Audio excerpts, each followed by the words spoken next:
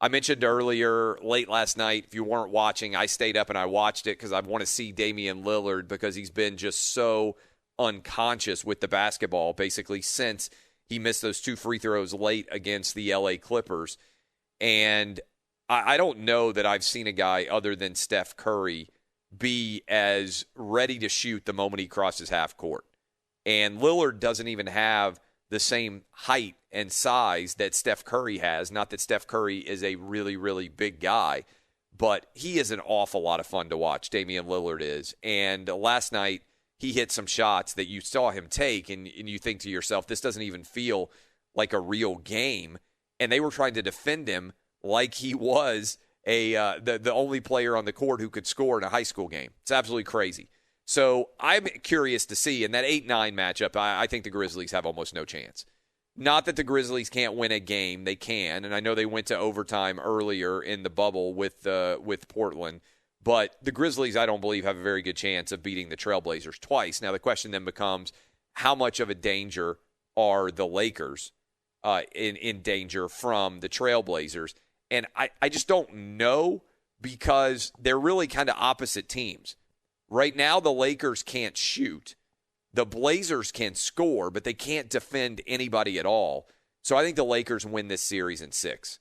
I think that's ultimately the way that this all shakes down. I think it'll be the Lakers getting it done in 6 games in the first round of the playoffs. But if Damian Lillard stays this hot, you know that the weakness that the Lakers have is in the backcourt, and I really don't see them being very likely to guard C.J. McCollum or Damian Lillard well, which means I think Lillard will be going off like crazy.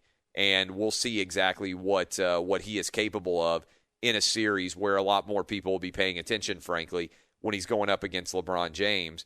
And certainly Lillard lives for the big moment, so we'll see how many big-time opportunities he will have to make shots late in that series. But I think the Lakers will get past him in 6. I'd be very surprised if the Grizzlies win 1. I would be pretty stunned if they can beat the Blazers twice and advance to play against the Lakers. So one of the few things that I've gotten right in sports predictions of late was saying I thought the Blazers were the most likely team to emerge and end up being the 8 seed to go against the Lakers.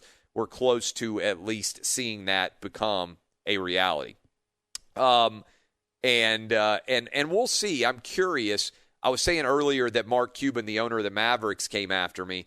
I opened up the hour talking about that. You guys can tag him at mcuban. I told him, you're welcome to come on the show. But one of the questions I have is, will the audience return for the NBA once the playoff starts in big numbers, or is the NBA in the middle of getting woke and going broke? I think it's the latter. I watch everything. So I'm not I refuse to watch because I'm upset about the players or anything else. I'm going to watch the NFL. I'm going to watch the NBA. I watch everything. I watch golf. I watch hockey, a little bit of hockey. I watch a lot of basketball. I watch a lot of baseball. We got the Braves on every night here in my house. But I do think that the NBA is really going to start to see this body blow of casual fans who are turned off by the hyper-politicization that they have embraced in a time where you can't escape politics anywhere, and people just want to chill, have a beer, and watch sports. I really do. I think the MLS, you saw it. MLS, soccer fans are not known for being particularly conservative. When the MLS teams in Dallas and Nashville took a knee before the game started and the national anthem was playing, they got booed.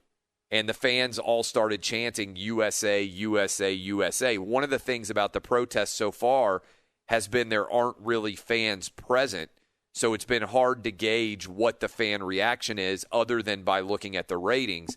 I think there are a lot of leagues alienating a lot of fans by deciding to get political during the national anthem. I think it's a really bad move.